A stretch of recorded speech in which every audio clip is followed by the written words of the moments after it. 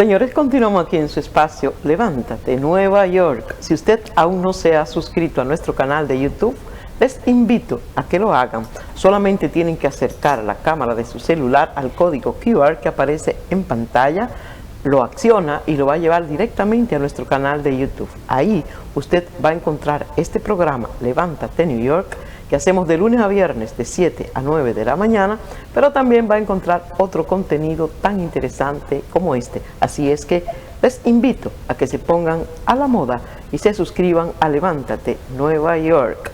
Y ahora les invito, caballeros, a ustedes dos y a todos ustedes que se están mirando Levántate New York, a que demos un viajecito a la República Dominicana para recibir a nuestro próximo invitado. Él es economista, especialista en educación y candidato a doctor en ciencias políticas. También es candidato a diputado por la circunscripción número 2 del Distrito Nacional por el partido Opción Democrática. Le damos los buenos días, la bienvenida al señor Samuel Bonilla Bogart. Buenos días, señor Bogart. Hola, buenos días, ¿cómo están? Bien. Gracias por recibirme y buenos días también a todos los que están escuchando allá en Nueva York, en los Estados Unidos y aquí también en República Dominicana. Exacto. Señor Bonilla, aquí está conmigo el señor Luis Amadís y el señor Oscar Pérez. Un placer. Encantadísimo. Bueno, señor Bonilla, allá está la situación muy candente ahora mismo, sobre todo en el Senado de la República Dominicana, preguntándole al gobierno qué ha hecho con 140 millones de dólares que ha tomado como préstamo para la reestructuración de valga la redundancia, de la estructura de la República Dominicana, específicamente del Distrito Nacional, pero que ahora están pidiendo más préstamos. Cuéntenos un poquito de esto.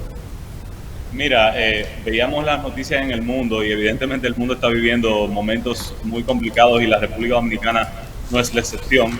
Estamos ahora en un momento de mucha tristeza.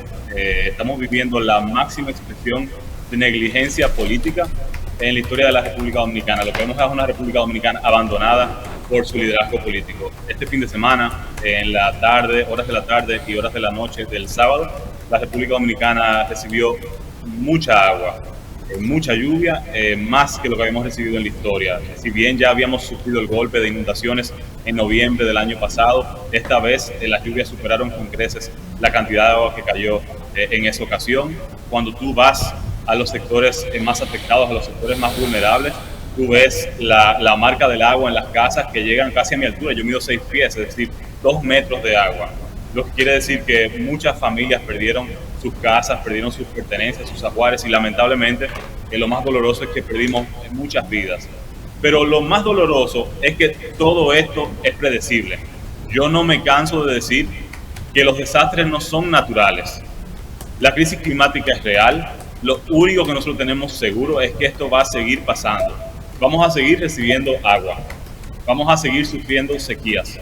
Vamos a ser las víctimas de más huracanes, de más tormentas, de más temblores de tierras. Entonces la pregunta es, ¿qué vamos a hacer nosotros para prepararnos? Y la política precisamente tiene que ver con asumir responsabilidad. Pero lo que vemos es un Estado que está buscando pretextos para eximirse de responsabilidad. O sea, cuando tú ves la crisis que estamos viviendo en este momento y tú ves las palabras del presidente, el presidente lo que atina a decir es, bueno, de haberse discutido esto más en administraciones anteriores, nosotros le hubiésemos prestado más atención. Ya han pasado 23 años, nosotros cargamos con 3 de los 20 años. Entonces, yo quisiera que la clase política, que el liderazgo político deje de hablar entre sí y se dedique a pensar en la gente, porque a eso se va a la política. Entonces, de lo que se trata es de lo que vamos a hacer. Y en mi caso particular, yo soy candidato a diputado por la circunscripción 2 de Opción Democrática. En mi caso, y en el caso de todas las candidaturas legislativas de Opción Democrática, nosotros nos comprometemos a legislar con una visión que transversalice el tema climático. Es decir, que en los próximos 10 años, todos nuestros candidatos, todos nuestros futuros legisladores se van a comprometer a revisar toda la legislación existente que tiene que ver con el medio ambiente y con la gestión de riesgos. Y se va a comprometer con empujar y tratar de aprobar la legislación pendiente. ¿A qué me refiero? Me refiero a revisar una ley general de medio ambiente, que es muy buena, pero que, por ejemplo, no contempla el cambio climático como fenómeno. Tenemos que hablar de la ley de gestión de residuos sólidos. la República Dominicana es un país que está sumido en basura. Y la clase política y mucha gente lo que atina a decir es, bueno, es que la gente echa la basura al suelo, es que falta educación. Sí, es verdad que falta educación, pero aquí no hay ninguna para gestionarlo. Entonces, ¿qué hace la gente? La gente termina convirtiendo el frente de su casa o el frente de su negocio o la esquina en un vertedero. Y eso termina tapando todos los desagües. Pero aquí también falta drenaje pluvial. Cuando tú ves el Gran Santo Domingo, que es donde se concentra la mayor parte de la población en la República Dominicana, solo el 15% del Gran Santo Domingo tiene algún tipo de drenaje pluvial. Eso no significa que funciona, eso significa que solamente el 15% del territorio tiene algún mecanismo de drenaje pluvial. Y esas son cosas que se planifican. Entonces, yo que aspiro a llegar al Congreso, a mí me toca ahora, por ejemplo, en medio de la discusión del presupuesto general del Estado, garantizar que los recursos necesarios para construir ese drenaje pluvial estén garantizados. Pero ya no se trata solamente de hechos aislados, porque precisamente las respuestas de los gobiernos frente a estas situaciones trágicas tienden a ser anuncios, presencia en los sectores vulnerables, señor Bonilla, y luego desaparecen. Pero se trata de una educación verde. Señor Bonilla, sí. Perdone. ¿No se escucha? Ok, no se escucha. Yo quiero hacerle una pregunta que podría ser un poco impertinente, porque por aquí han pasado varios candidatos de Opción Democrática y todos tienen una característica común. Son buen mozos, delgados, aparentemente ricos. Y la pregunta es la siguiente: todos con educación increíblemente brillantes, con muy buena educación, no representan el promedio del dominicano, ni la forma en que se ven, ni la forma en que se expresan, ni su estructura de nacimiento económico. ¿Cuál es la base de sustento social de Opción Democrática? Mira, la en términos de clase. Si la representación no pasa por yo ser pobre o por yo ser rico, es decir, si para si para resolver los problemas del cáncer todos tuviéramos que tener cáncer, entonces tenemos un problema. En el gobierno hay muchas personas con recursos y sin embargo no dan la talla. Yo creo que lo que diferencia a Opción Democrática es que tiene un compromiso con construir una República Dominicana más justa. Tenemos una agenda de derechos y esa agenda de derechos parte del hecho de que nosotros, la primera mirada que tenemos es una mirada que reconoce niveles de desigualdad y que entienden que esa desigualdad y esos niveles de injusticia laceran el sistema democrático, impide la construcción de confianzas, la construcción de credibilidad. Y ese es el problema que tenemos ahora mismo. O sea, ahora tú tienes un Estado que no cree en sus propias capacidades para proveer bienes y servicios públicos y eso produce, por el otro lado, gente desesperada y con razón que tratan de resolver sus problemas por su propia cuenta. Entonces, lo que distingue a los miembros de Opción Democrática, a los candidatos y las candidatas de Opción Democrática, es su compromiso con lo público. Un compromiso con lo público que está al servicio de lo privado, porque aquí siempre hablamos de que queremos ser una economía competitiva, de que queremos ser una economía productiva, pero ¿cómo tú puedes ser una economía productiva cuando tú tienes tanta pobreza, cuando tú tienes un sistema educativo colapsado, cuando no hay centros de salud que te reciben? Es más, la crisis atraviesa lo público y lo privado, porque tú vas a un hospital público y no te resuelven tu necesidad médica. Pero cuando tú vas a la gran clínica privada por la que se paga mucha plata, tú entras por la emergencia y a ti te recibe un cajero de frente y al lado tú tienes la morgue. Entonces, eso es lo que piensan de ti. Entonces yo creo que todo el mundo, independientemente de dónde venga o de los recursos que tiene, debe tener derecho a una salud pública de calidad. Entonces es la mirada, el punto de partida, lo señor que nos Bonilla, caracteriza. O sea, a mí no me gustan los labels o las etiquetas, pero en Argentina acaba de haber unas elecciones donde se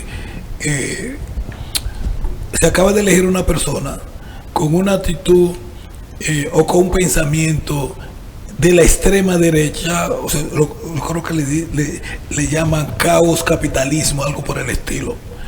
Y a mí me gustaría saber si ustedes podrían aclarar en términos de progresista, cuál es la posición de Opción Democrática con respecto al papel del Estado y el papel del sector privado en el desarrollo de una economía. Sí, a mí me preocupa mucho lo que ocurre en Argentina, y yo creo que más que centrarnos en perdernos en los detalles, yo creo que eso debe constituirse en un llamado de atención. O sea, eso lo que refleja son niveles de exclusión masivos. O sea, si un Milei es capaz de ganar en Argentina, es porque la sociedad está dominada por personas tradicionalmente excluidas, personas que precisamente viven en pobreza. En la Argentina, el 40% de los argentinos y las argentinas son pobres. Eso te habla de la crisis del sistema democrático. Eso te quiere decir que esas son personas que no pueden proveer sus necesidades básicas. Entonces, el discurso de ese recién electo presidente es un discurso sobre todo de odio, más incluso que criticar su postura económica, porque hay personas de derechas que pueden parecer más sensatas.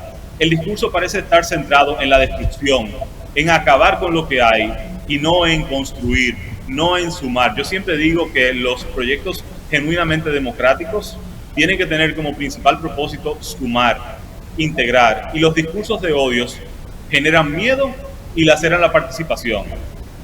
Entonces, no es verdad que tú vas a lograr articular al sector privado con discursos de odio.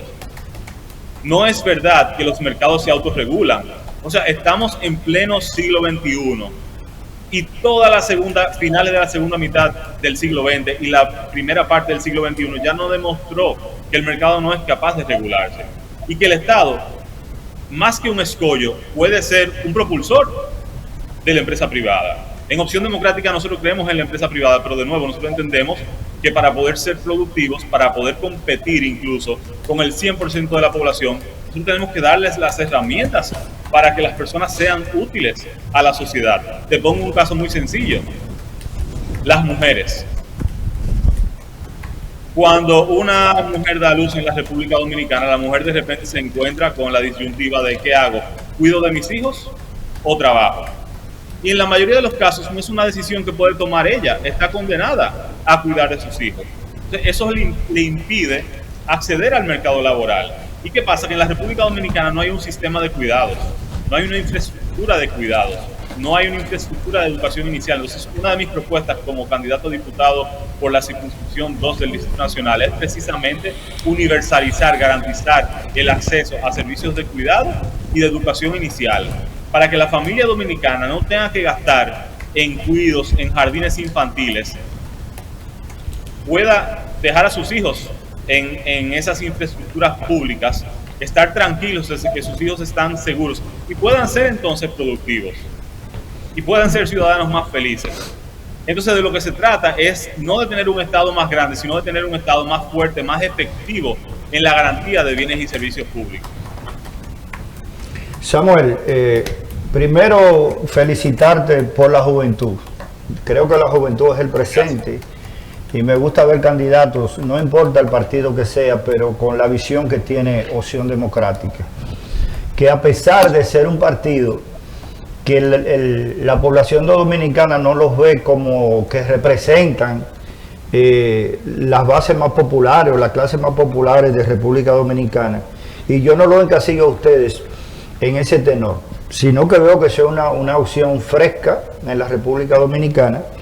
Pero mi pregunta es la siguiente: un diputado gana en 4 años alrededor de 8.544.000 pesos. ¿Ese sueldo? El salario. Por cada presencia que hacen en la Cámara, pues obviamente tienen una dieta, tienen 2 o 3 empleos, etcétera. Pero cuando usted ve que para ser candidato a diputado en Dominicana hay que contar por lo menos con 30 millones de pesos para tener éxito en la campaña.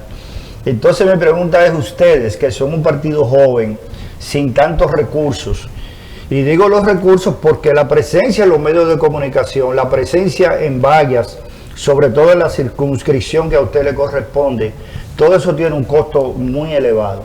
Pero ¿qué tipo de campaña, qué estrategia utilizan ustedes para llegarle al dominicano cara a cara, para darse a conocer como diputado a nivel nacional, o sea, por la circunscripción que le toca? ¿Cuál es el método? Sí, bueno, varias cosas. Lo primero es que nosotros somos un partido pequeño, sin dudas. Esta es la primera vez que Opción Democrática va a aparecer en la boleta, en la casilla 29, por cierto. Así que pueden votar 29 por Opción Democrática. pero yo creo que somos mayoría en el sentido de que nosotros representamos el sentir de la población. Porque todas las familias dominicanas quieren más educación, todas las familias dominicanas quieren más salud pública. O sea, el propósito de la política tiene que ser brindarle seguridad a la familia dominicana. O sea, el problema de la República Dominicana es que precisamente se parece a una banca de apuestas. No es casual que el país está lleno de bancas de apuestas. O sea, es un país donde tu vida está echada a la suerte y nosotros tenemos que convertir este en un país de certezas, en un país de seguridad. Entonces, precisamente parte de la dificultad en pasar de ese país de banca de apuestas a un país donde la gente se sienta seguro es que el dinero parece ser el centro de la política.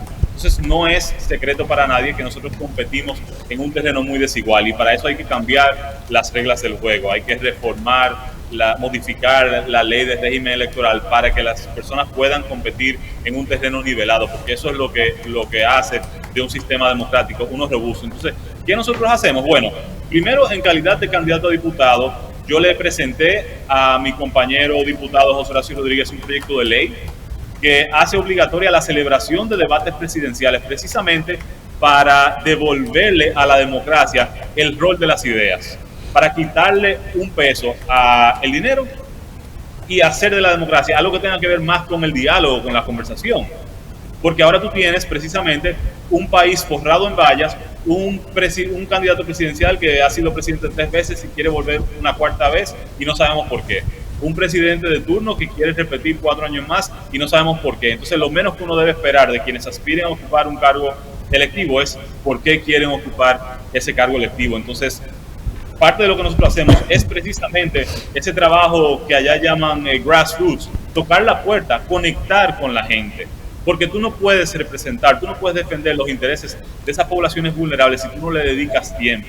Entonces, quizás la herramienta más poderosa que tienen los candidatos y las candidatas de Opción Democrática es escuchar, es esa vocación de generar vínculos, porque de nuevo la política democrática se dedica a generar vínculos, a sumar, a integrar, y tú no puedes sumar a las personas en la distancia. La gente quiere ser escuchada. Cuando yo recorro los barrios de la circunscripción 2, que voy a Girasoles, que voy a Palmas Real, que voy a Cristo Rey, que voy a La Fe, que voy a Arroyo Hondo Viejo, que voy a Cuesta Hermosa, que voy a la subvención de los Ríos, la gente se sorprende de que yo le toco la puerta de su casa y me siento en su casa a conversar con ellos. Las personas no conocen quiénes son sus representantes. Aquí en la circunscripción 2 hay 5 curules y las personas no las han visto nunca.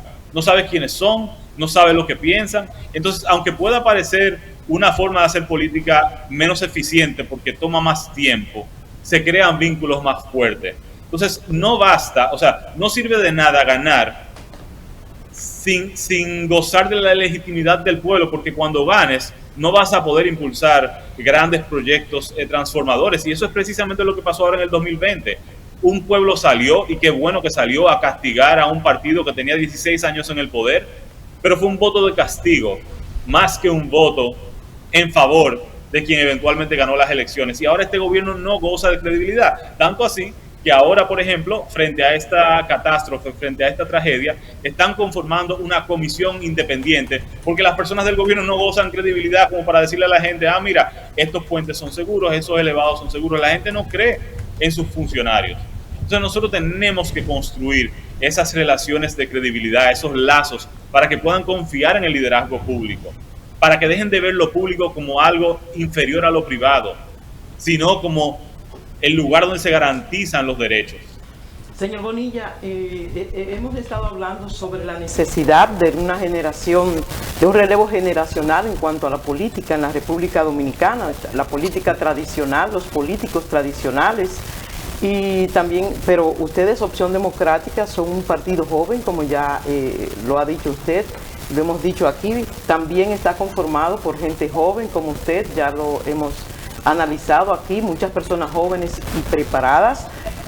¿Cómo afecta eso de que esté compuesto por gente joven? Precisamente su candidata es la más joven que va ahora en la contienda del 24, Virginia Antares, que ha estado aquí con nosotros. ¿Cómo afecta eso positiva o negativamente a Opción Democrática de cara a las elecciones del 24? Yo creo que nos ayuda. Porque la representación implica darle participación a las personas. tú no puedes, o sea, para que una organización tenga la capacidad de representar a una población, de ser un proyecto de poder político, de ser un proyecto mayoritario que pueda impactar de forma positiva, tiene que permitir que esas personas formen parte de los espacios de toma de decisión. O sea, piensa tú, por ejemplo, en la juventud. ¿Por qué la juventud? O sea, aquí hay crisis de salud, crisis medioambiental, crisis de transporte. Quienes más lo sufren son los jóvenes. O sea, la población en general sufre esos problemas, pero los jóvenes lo sufren el doble. Y lo sufren en parte porque ellos no están presentes en los espacios de toma de decisión. Porque quienes deciden dónde ponemos el dinero, cuáles provincias reciben presupuesto, no son jóvenes, no están pensando en la población joven, no están pensando en sus problemáticas. Y esas decisiones se van a tomar sí o sí, con o sin ellos. Y en lo que conocemos de la historia política de la República Dominicana, esas decisiones se han tomado al margen de los jóvenes. Entonces, la Opción Democrática precisamente puede representar, porque integra a sus filas y porque integra a sus órganos de dirección, a los jóvenes, a las mujeres, a la comunidad LGBTQI, a todo el mundo, porque nosotros no discriminamos. Porque lo que queremos es crear una república, una sola República Dominicana.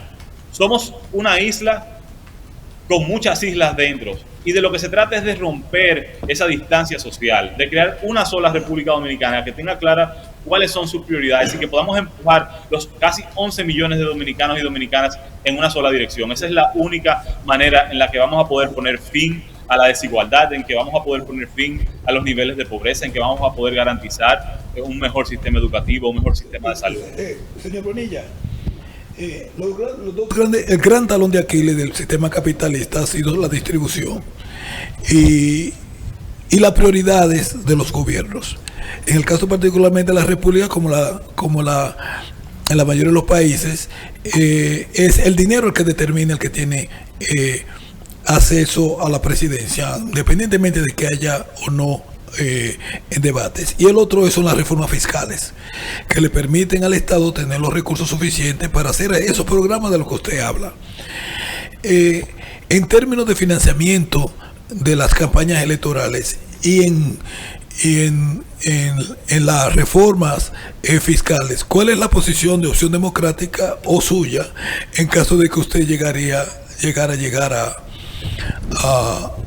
a la diputación por la circunscripción número 2?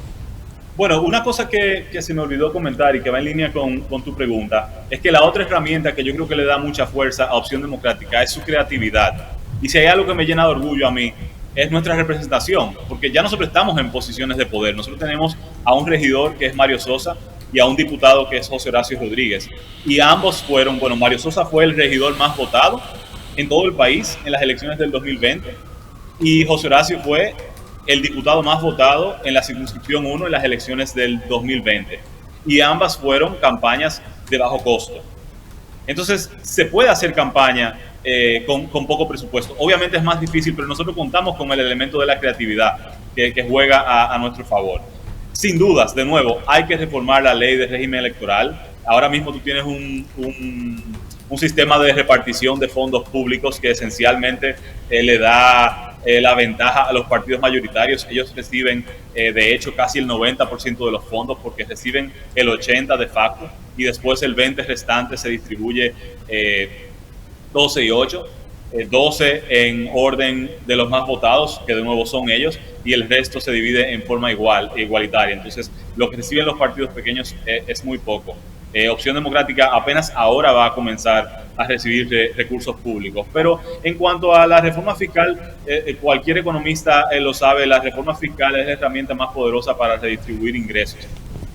Yo creo que el dominicano desconfía de su sistema tributario. Yo creo que nosotros tenemos que simplificar el sistema tributario. Nosotros tenemos que tener conversaciones sinceras sobre los impuestos que tenemos. Muchos de los impuestos que tenemos se crearon de manera coyuntural. Necesitamos dinero, entonces vamos a crear este impuesto transitorio y el impuesto nunca desapareció. Y tú tienes cosas tan absurdas como un impuesto al movimiento de dinero, el 0.15 a las transacciones bancarias, que lo que es un desincentivo a la bancarización, a querer formalizar. Tú tienes un impuesto selectivo al consumo a las telecomunicaciones. Antes en República Dominicana se decía, no podemos vivir sin telecable nacional.